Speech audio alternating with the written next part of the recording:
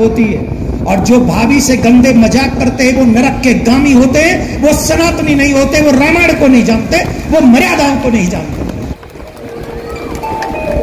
तमाम ऐसे देवर जो राक्षस के रूप में हमारे घर में बैठे हैं, जिनका उद्देश्य सही है भाभी के साथ उल्टा सीधा मजाक करना, और फिर कहेंगे मैं तो मजाक कर रहा था।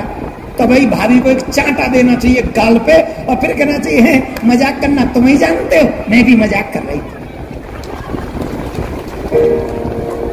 ताली बजाओ रही तुम्हारे काजी कही मैं जी बात। तो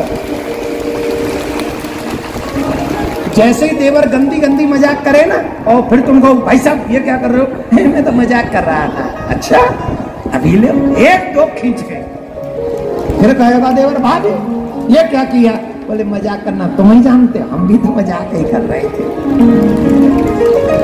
और इस मजाक के बाद देवर फिर कभी मजाक नहीं करेगा। I promise you all life you are safe from your देवर।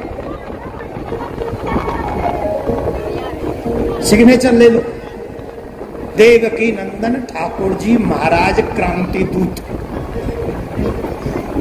शांति नहीं रही अब हमारे हृदय में, अब हम क्रांति हो गई है, बस क्रांति दूत, समझ गए। अब देखो देवर और भाभी का संबंध क्या है। सीता जी ने बोला कुछ नहीं, लक्ष्मण जी की तरफ देखा, लक्ष्मण जी ने हाथ जोड़ लिए, आज्ञा करे माँ, मैंने सुना है तुम शेष अवतार हो। बोले माँ जी। बोले एक काम करोगे, बोले क्या, हे शेष के अवतार मुझे दे दो सहारा, मैंने सुना ये पृथ्वी तुम्हारे मस्तिष्क पे है। बोले जी माँ।